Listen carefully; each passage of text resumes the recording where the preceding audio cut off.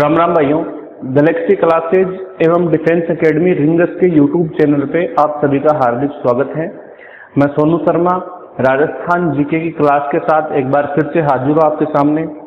दोस्तों, आज अपनी जो क्लास है इसमें अपन राजस्थान कला संस्कृति के एक बड़े ही महत्वपूर्ण टॉपिक के बारे में चर्चा करेंगे। टॉपिक का नाम है राजस्थान के प्रमुख दुर्ग या किले।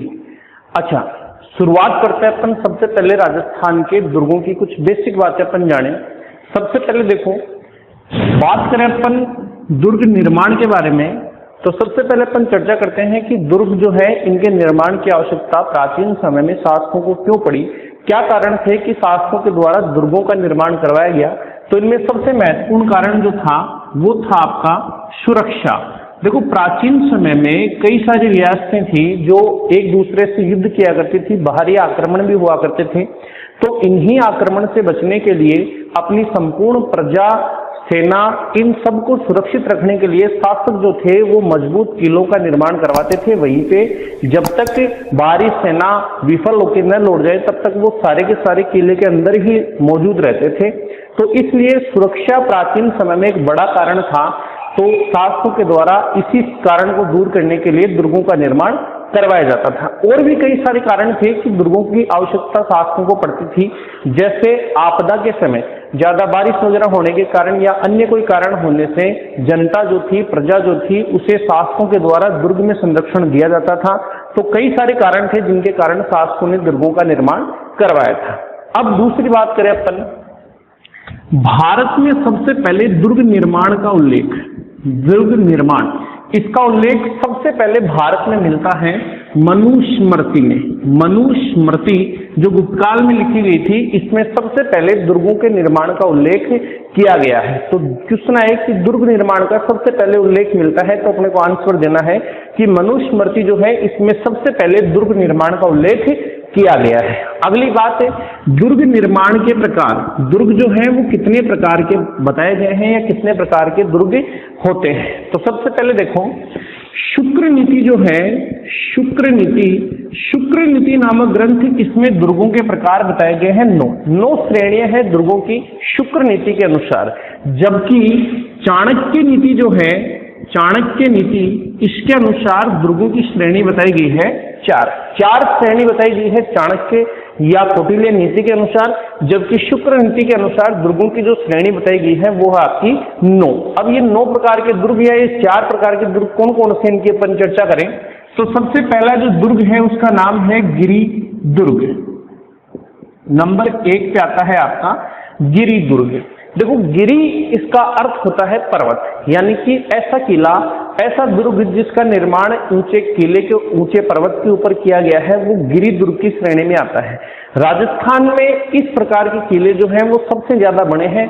उसका कारण क्या है कि राजस्थान में अरावली पर्वत श्रृंखला जो है, इसकी ऊंची चोटियां राजस्थान के लगभग या कई सारे जिलों में मौजूद हैं, इसलिए यहाँ के शासकों ने ज्यादा तवज्जो दी है अरावली की चोटियों को। तो राजस्थान में गिरि दुर्ग जो है वो सबसे ज्यादा बने हैं और सुरक्षा के हिसाब से सबसे अच्छा किला जो है वो गिरि दुर्ग को ही बताया गया है। गिरि दुर्ग की अपन उदाहरण की चर्चा करें कि राजस्थान में जो गिरि दुर्ग है इसके उदाहरण कौन कौन से अपने को देखने को मिलते हैं। तो ज्यादातर दुर्ग इसी श्रेणी में आते हैं, जैसे चित्तौड़ का किला हुआ, कुंभलगढ़ हुआ, रणथंभौर का किला हुआ, सिवाना का किला हुआ। ये सभी किले जो हैं वो गिरि दुर्ग की श्रेणी में आते हैं। तो नंबर 1 से आ गया आपका गिरि दुर्ग।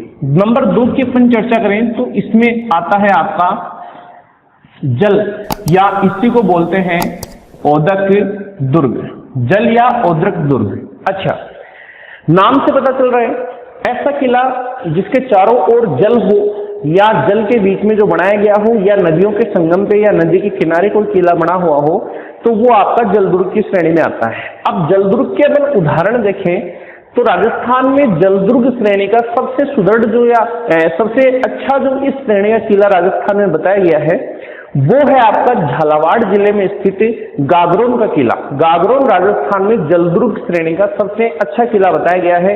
इसके अलावा आपका जो भैंसरोडगढ़ का किला है, शेरगढ़ बारा वाला जो किला है, ये सभी जलदुर्ग श्रेणी के किले आते हैं। नंबर 3 पे अपन चर्चा करें तो नंबर 3 जो है इसमें आता है आपका धानवन दुर्ग, या इसे बोलते हैं मरु दुर्ग।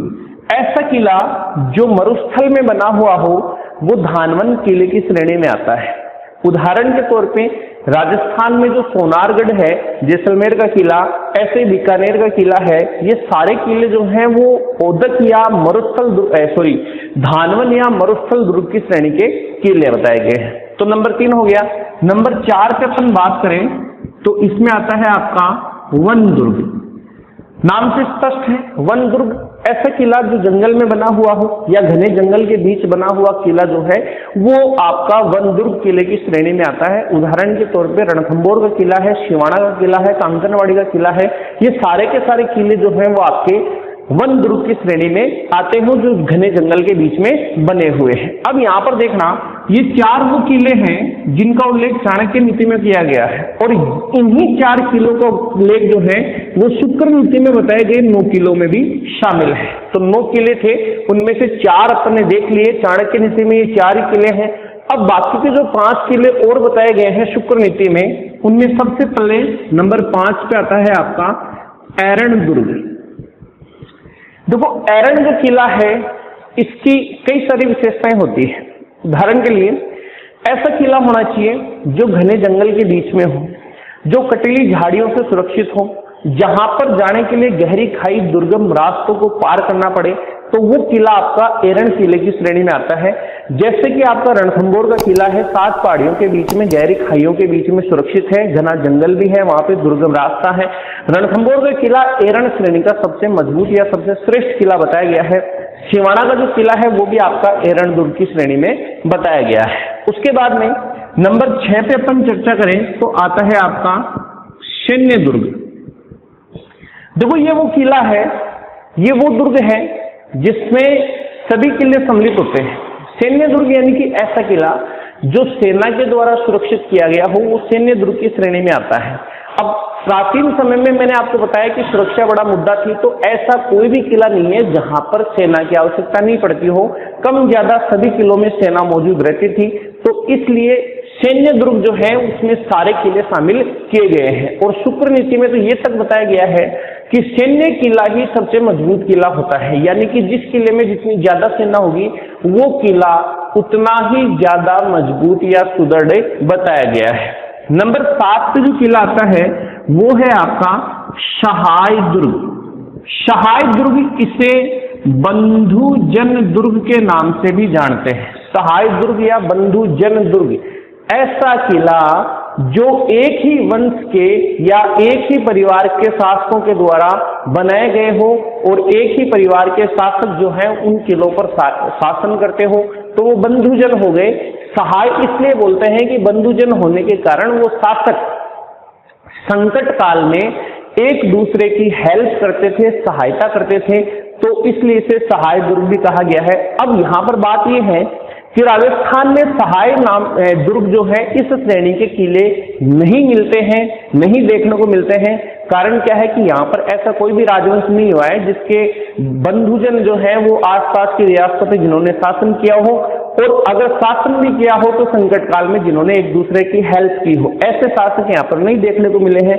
इसलिए सहाय श्रेणी के किले राजस्थान में नहीं पाए जाते। क्वेश्चन आता है कि शुक्र नीति में बताए गए किलों में कौन सा किला राजस्थान में नहीं पाया जाता है, तो अपने को आंसर सही देना है कि सहाय दुर्ग जो है या बंधुजन दुर्ग जो है इस श्रेणी के किले राजस्थान में नहीं देखने को मिलते हैं। 7 नंबर हो गया। फिर 8 नंबर पे जो किला आता है उसे बोलते हैं पारिधि दुर्ग। पारिधि दुर्ग, अब पारिधि नाम से स्पष्ट हो रहा है ऐसा किला जिसके चारों तरफ परकोटा होना चाहिए या ऊंची दीवार होनी चाहिए। तो वह किला जिसके चारों ओर ऊंची दीवार या परकोटा बना हुआ हो वो पारिधि दुर्ग की श्रेणी में आता है। और इस श्रेणी का, पारिधि श्रेणी का सबसे मजबूत जो किला है राजस्थान में वो है कुंभलगढ़ का किला। जैसे कि आप सभी को ज्ञान है कि कुंभलगढ़ का जो किला है उसके चारों तरफ 36 किलोमीटर लंबी ऊंची दीवार है। इतनी बड़ी ऊंची दीवार होने के कारण दीवार की अपन चर्चा कर रहे हैं, पारिधि श्रेणी का वो सबसे अच्छा किला बताया गया है। उसके बाद में नंबर 9 पे आता है आपका पारिख दुर्ग। पारिख दुर्ग, पारिख दुर्ग की अपन बात करें तो इसकी परिभाषा ये है, पारिख का अर्थ होता है खाई। ऐसा किला जिसके चारों ओर गहरी खाई हो या खाई के माध्यम से किसी किले को सुरक्षित किया गया हो, वो पारिक श्रेणी का किला आता है। अब खाई के नाम पर अपन चर्चा करें तो राजस्थान में पारिक श्रेणी का जो सबसे मजबूत किला बताया गया है वो है आपका लोहागढ़ का किला, जो भरतपुर में है। डीग का किला भरतपुर में है, वो भी इसी श्रेणी का किला है क्योंकि उसके भी चारों ओर गहरी खाई खोदी गई है। तो पारिक श्रेणी यानी कि खाई वाला किला, जैसे कि लोहागढ़ हुआ, डीग का किला हुआ, वो इसी श्रेणी के किले बताए गए। तो दुर्गों के अगर प्रकार की अपन चर्चा करें तो कुल ये 9 प्रकार के किले बताए गए हैं शुक्र नीति में। इनमें से 4 ऊपर के जो किले हैं वो चाणक्य नीति में भी इनका उल्लेख मिलता है और शुक्र नीति में भी इनका उल्लेख मिलता है। तो ये बात हो गई किलों की श्रेणी के बारे में। आगे अपन चर्चा करें तो एक क्वेश्चन आता है कि भाई भारत का वह राज्य जहां पर सबसे ज्यादा दुर्ग देखने को मिलते हैं, सबसे ज्यादा दुर्ग वाला राज्य भारत का कौन सा है? तो इसमें देखो नंबर 1 पे पोजीशन है महाराष्ट्र की। महाराष्ट्र MH या महाराष्ट्र जो है यहाँ पर भारत में सबसे ज्यादा किले देखने को मिलते हैं। महाराष्ट्र के बाद में नंबर 2 पे अपन चर्चा करें तो नंबर 2 पे आता है आपका MP। मध्य प्रदेश भी एक ऐसा राज्य है जहां पर सबसे ज्यादा किले देखने को मिलते हैं। और बाद में नंबर 3 पे नंबर आता है अपने राजस्थान का। राजस्थान नंबर 3 पे। सबसे ज्यादा किलों वाले राज्य की चर्चा करें तो 1 नंबर में महाराष्ट्र, दूसरे पे MP, तीसरे पे आता है राजस्थान। राजस्थान की अपन चर्चा करें तो राजस्थान के बारे में ये कहा गया है कि यहां पर छोटे बड़े कुल मिलाकर लगभग 250 दुर्ग है। 250 दुर्ग अपने राजस्थान में मौजूद है। इतने दुर्ग होने के कारण राजस्थान के किलों के बारे में ये कहा गया है, एक कहावत की गई है कि राजस्थान में पग पग पे किले मिलते हैं, पग पग पे यहाँ पे दुर्गों का विस्तार पाया गया है। तो राजस्थान में पग पग पे किले मिलते हैं, कुल मिलाकर छोटे बड़े यहाँ पे 250 किले देखे गए हैं।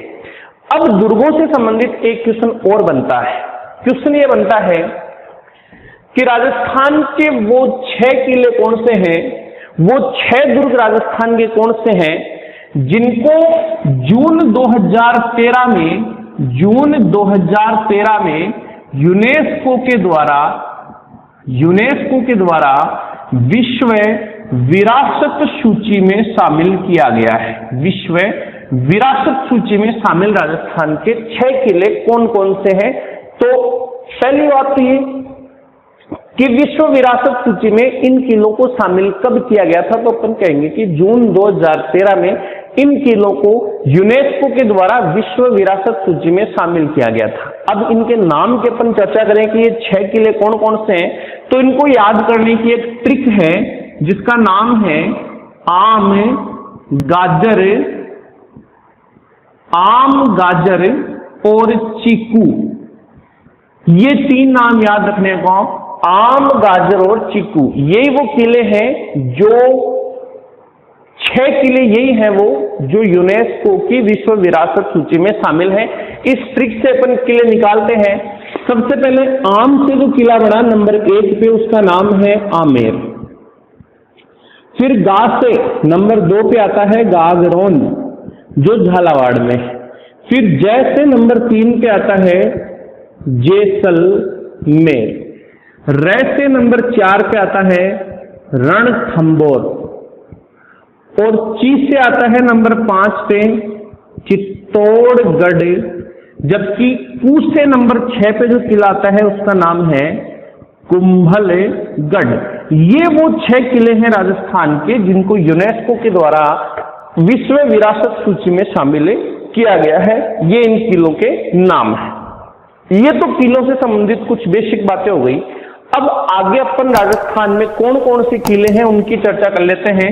तो सबसे पहले अपन शुरू करेंगे, देखो राजस्थान के दुर्ग पढ़ने से पहले मैं आपको बता दूं, क्वेश्चन ये भी पूछा गया है कि राजस्थान का ऐसा कौन सा किला है, ऐसा कौन सा जिला है, जिले की बात है, राजस्थान का ऐसा कौन सा जिला है जिसमें किलों की या दुर्ग की संख्या सबसे ज्यादा है। तो देखो राजस्थान में दुर्ग जो है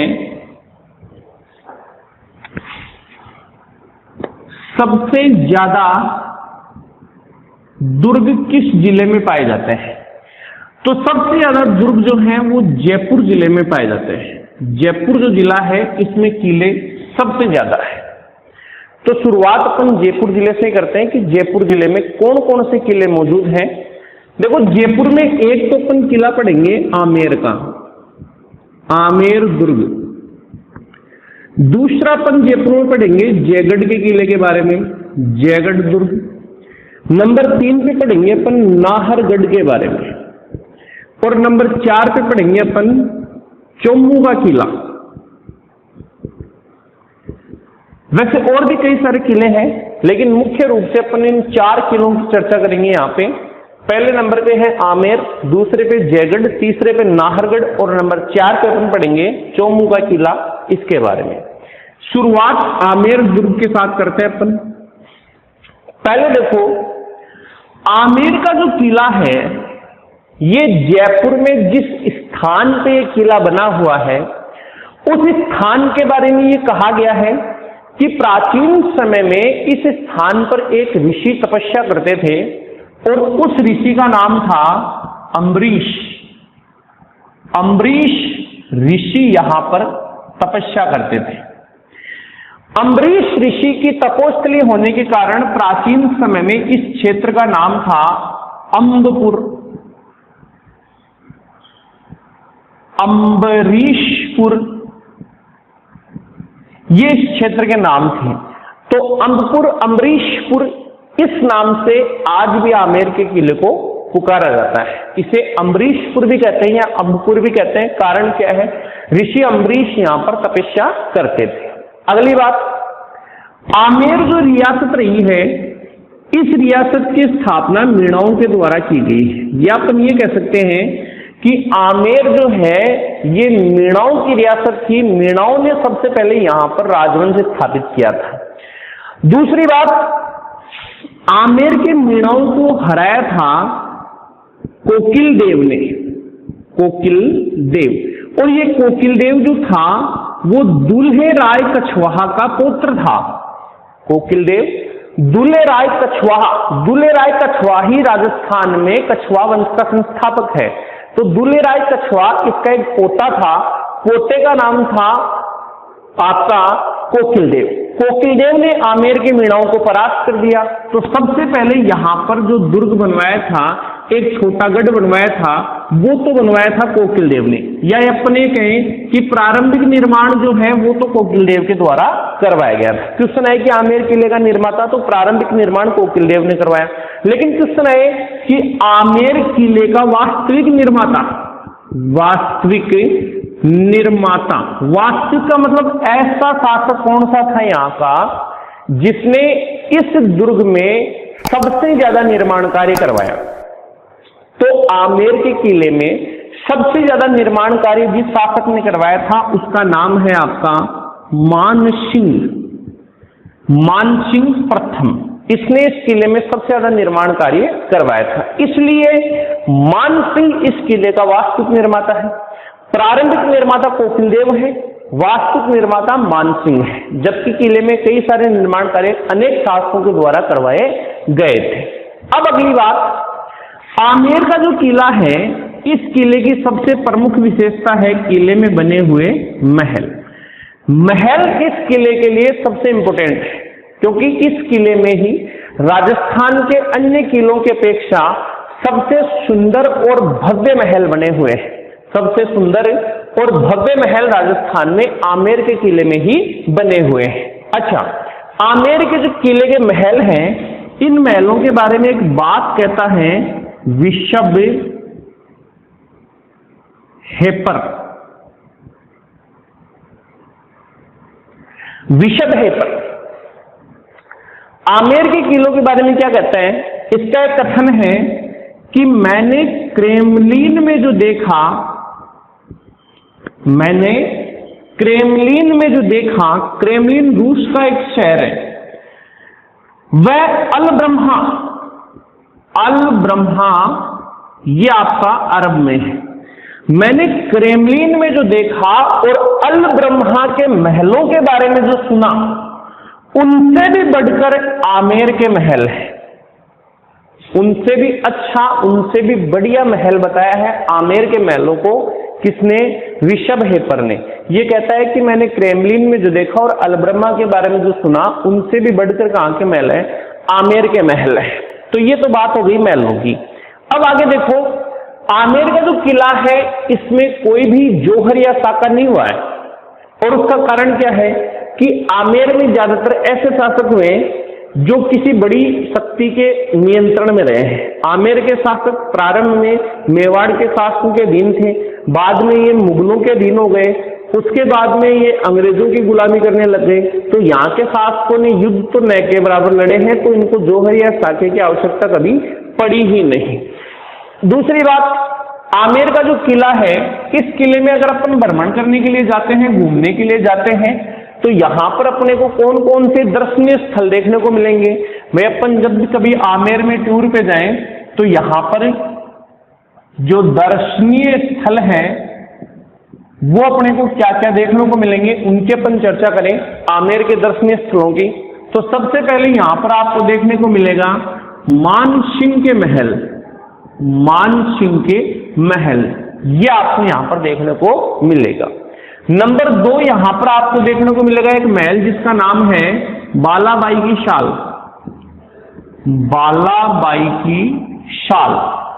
ऐसा कहते हैं कि आमेर का एक शासक था पृथ्वीराज कछवा, वही पृथ्वीराज कछवा जिसने खानवा के युद्ध में राणा सांगा का साथ दिया था। तो उस पृथ्वीराज कछवा की प्रिय रानी थी बालाबाई। इस बालाबाई के लिए पृथ्वीराज कछवा ने एक महल बनवाया था, उसी का नाम है बालाबाई की शाल। एक यहां पर तीसरा महल है जिसका नाम है कदमी महल। कदमी महल। ऐसा कहते हैं कि आमेर का एक शासक था राजदेव कछवा। राजदेव कछवा ने 1237 में यहां पर कदमी महल बनवाया था। और कदमी महल इसलिए फेमस है, जब कभी आमेर के शासकों का राज्याभिषेक होता था। कदमी महल की विशेषता क्या है? राज्याभिषेक। जब कभी आमेर के शासकों का राज्याभिषेक होता था तो वो राज्याभिषेक कदमी महल में ही किया जाता था, तो इसलिए कदमी महल फेमस है। राजदेव कछवा ने इसका निर्माण करवाया था। नंबर 4 पे जो महल आता है आपका, वो है आपका दीवाने आम। दीवान ए आम। और नंबर 5 पे है दीवान ए खास। दीवाने खास में बना हुआ है आपका शीश महल। देखो, दीवाने आम, दीवाने खास मानसिंह ने बनवाए थे। दीवाने आम वो महल है जहां पर आम जनता का दरबार लगता था। आम जो जनता थी वो यहीं पर दरबार में मौजूद होती थी, यहीं पर प्रजा की समस्याएं जो थी वो शासक के द्वारा सुनी जाती थी, तो इसे दीवाने आम कहते हैं। जबकि दीवाने खास जो है ये मेहमान या विशेष अतिथियों के लिए बनवाया गया था। इसी का एक पार्ट है शीश महल। शीश महल के बारे में कई बार क्वेश्चन आते हैं कि शीश महल जो है इसका एक उपनाम है दर्पण धाम, और इसे दर्पण धाम किसने कहा है? तो देखो, जयपुर रियासत का एक कवि था बिहारीमल। बिहारीमल जो है ये जयपुर के शासक जयसिंह प्रथम के समकालीन था, उसका दरबारी था। जयसिंह प्रथम के समय उसने एक ग्रंथ लिखा था बिहार सत्सई नामक ग्रंथ। तो बिहारीमल ने शीश महल को दर्पण धाम कहा था। बिहारीमल ने जयपुर के या आमेर के शीश महल को क्या कहा है? दर्पण धाम कहकर उसने संबोधित किया है। अगली बात, आमेर का जो शीश महल है इसकी एक विशेषता और भी है। आमेर के शीश महल में अगर रात्रि के समय एक मोमबत्ती भी जलाई जाती है या एक दिया जलाया जाता है तो इसकी जो बनावट है वो इस प्रकार से है कि एक दीपक से पूरा महल रोशन हो जाता है। तो इसलिए इसे शीश महल जो है वो भी इसकी एक खासियत है, दर्पण धाम भी से कहा गया है। नेक्स्ट अपन चर्चा करें तो यहां पर बना हुआ है आपका खुश महल। खुश महल। यहां पर बना हुआ है आपका सुहाग मंदिर। यहां पर यश महल भी बना हुआ है। यश महल ये भी यहां पर बना हुआ है। इसके अलावा इसी महल में आपकी केसर क्यारी भी बनी हुई है। केसर क्यारी। यहां का एक प्रसिद्ध दरवाजा है जिसका नाम है गणेश पोल। अच्छा, आमेर का जो गणेश पोल है ना, फर्ग्यूसन क्या कहता है कि आमेर का गणेश पोल विश्व का सबसे श्रेष्ठ दरवाजा है। आमेर के गणेश पोल को फर्ग्यूसन ने विश्व का सबसे श्रेष्ठ दरवाजा कहा है, गणेश पोल को, जो आमेर में बना हुआ है। इसके अलावा यहां पर आपको देखने को मिलेगा जो लक्ष्मी नारायण मंदिर, ये भी यहां पर देखने को मिलेगा। इसके अलावा आमेर में ही बना हुआ है नंबर 12 पे शीला देवी का मंदिर, शीला देवी। तो मानसिंह ने यह मंदिर बनवाया था, बंगाल से मूर्ति लेकर आया था, तो शीला देवी का मंदिर भी यहाँ पे बना हुआ है। और यहीं पर बना हुआ है नंबर 13 पे जगत शिरोमणि मंदिर, जगत शिरोमणि मंदिर, ये भी यहाँ पर बना हुआ है। तो वही बात कि जब कभी अपन आमेर घूमने के लिए जाएंगे तो वहां पर अपने को कौन कौन से दर्शनीय स्थल देखने को मिलेंगे। सबसे पहला दर्शनीय स्थल आपको मानसिंह का महल मिलेगा, दूसरा आपको बालाबाई की शाल देखने को मिलेगी, तीसरा आपको कदमी महल देखने को मिलेगा, चौथा आपको दीवाने आम, पांचवा दीवाने खास देखने को मिलेगा, छठवां यहाँ खुश महल भी है, सातवां सुहाग मंदिर है, आठवां यश महल है, नौवां केसर क्यारी यहाँ पे देखी जाएगी, गणेश पोल यहाँ पे बना हुआ है, 11वां लक्ष्मी नारायण का मंदिर है, 12वां शीला देवी का मंदिर है और 13वां जो है वो जगत शिरोमणि का मंदिर जो है वो भी आपका आमेर में बना हुआ है। तो जयपुर का जो पहला महल है, दुर्ग है, वो तो है आपका आमेर का दुर्ग, और ये सारी बातें आमेर दुर्ग से संबंधित है। आगे आमेर दुर्ग के बाद में चर्चा करेंगे अपन अगले किले के बारे में, और उस किले का नाम है जयगढ़, जयगढ़ का किला। नंबर 2 पे है जयगढ़ दुर्ग। देखो जयगढ़ का जो किला है, इसका उपनाम, इसे एक तो कहते हैं चिल्हे का टीला, दूसरा इसे कहते हैं रहस्यमय दुर्ग। चिल्हे का टीला भी कहते हैं इसे और रहस्यमय दुर्ग भी इसे कहते हैं। कारण क्या है? चिल्हे का टीला नाम इसका इसलिए पड़ता है कि जिस स्थान पे जयगढ़ का किला बना हुआ है वहां पर चिल्हे टीला नामक एक टीला बना हुआ था, चिल्हे नामक एक टीला बना हुआ था, उसी टीले पे ये किला बनाया गया है, तो इसलिए इसे कहते हैं चिल्हे का टीला। रहस्यमय दुर्ग, जयगढ़ के बारे में ये कहते हैं कि ये जयपुर का एक ऐसा किला था जो जयपुर के शासकों का एक रहस्य था।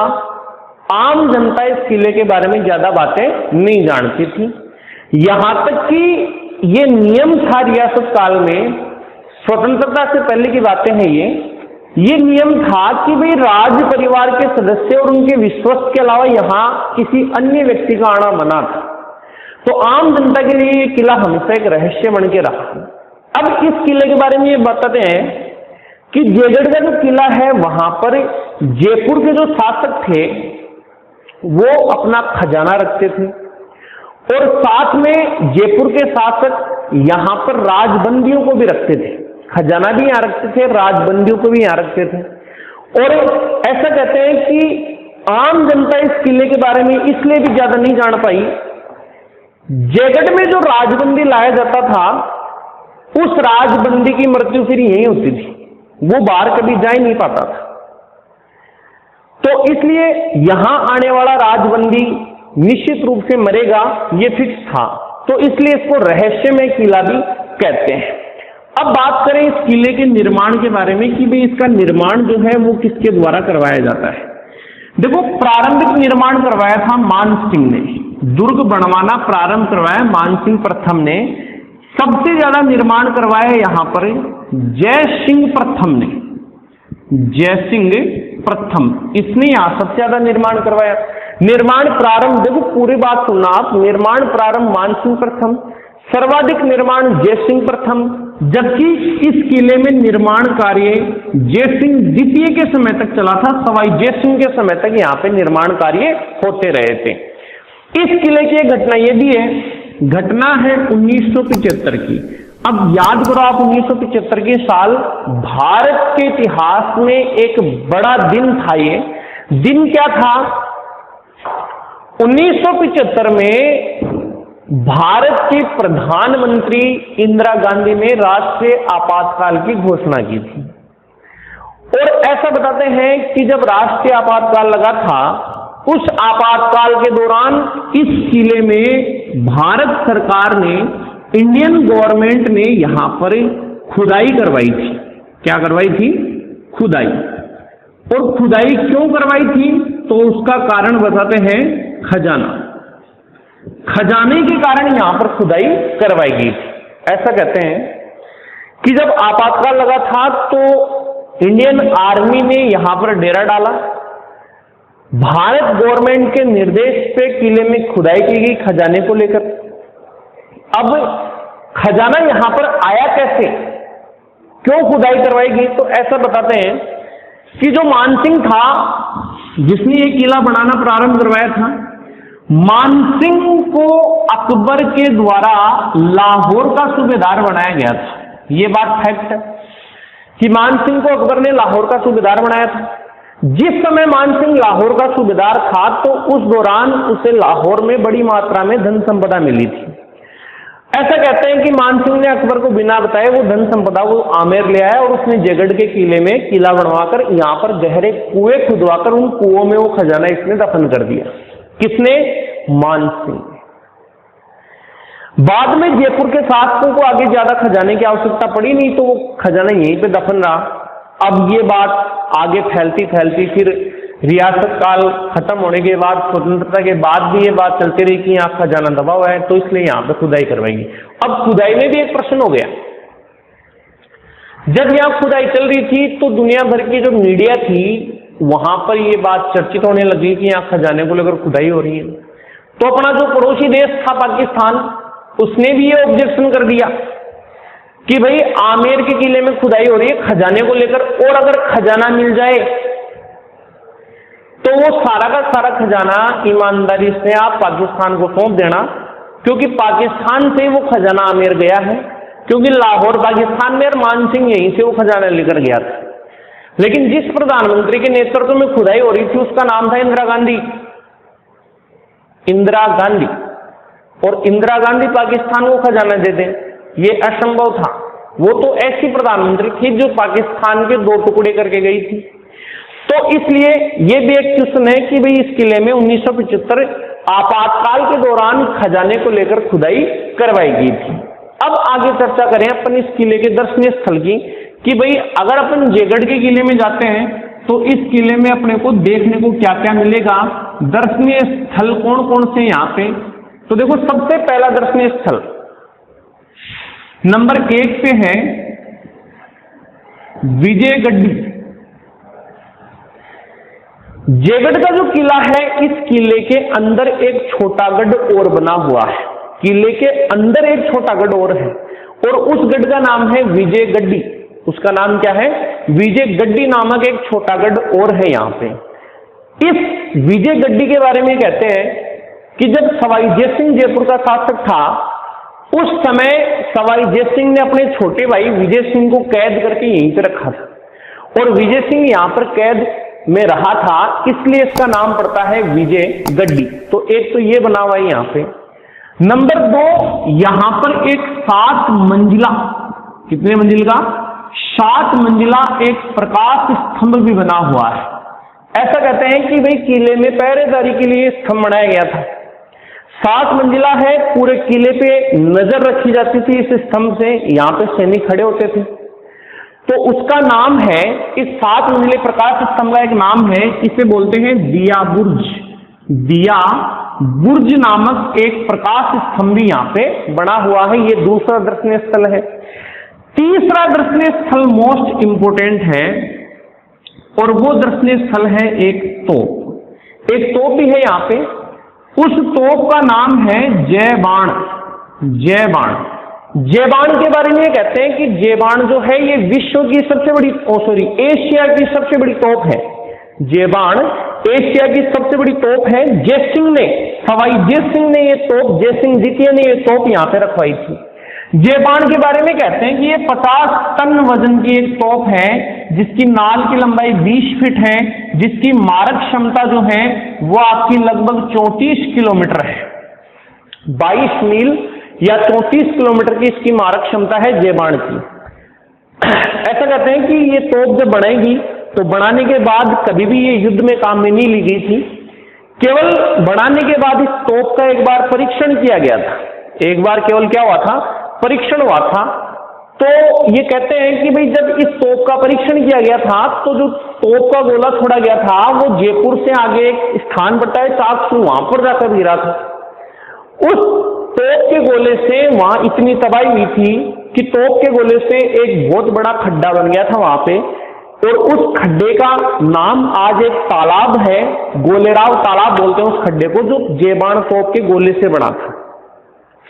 जब ये तोप छोड़ी गई थी तो इस तोप की गर्जना इतनी भयंकर हुई थी, इतनी भयंकर गर्जना थी कि जो तोपची थे, तोप चलाने वाले, उनके कान के पर्दे फट गए थे, पशु पक्षियों के गर्भ गिर गए थे, इतना विनाश हुआ था। तो बाद में कभी भी इस तोप को नहीं चलाया गया, केवल एक बार इसका परीक्षण किया गया था। तो ये तोप भी यहाँ पे रखी हुई है।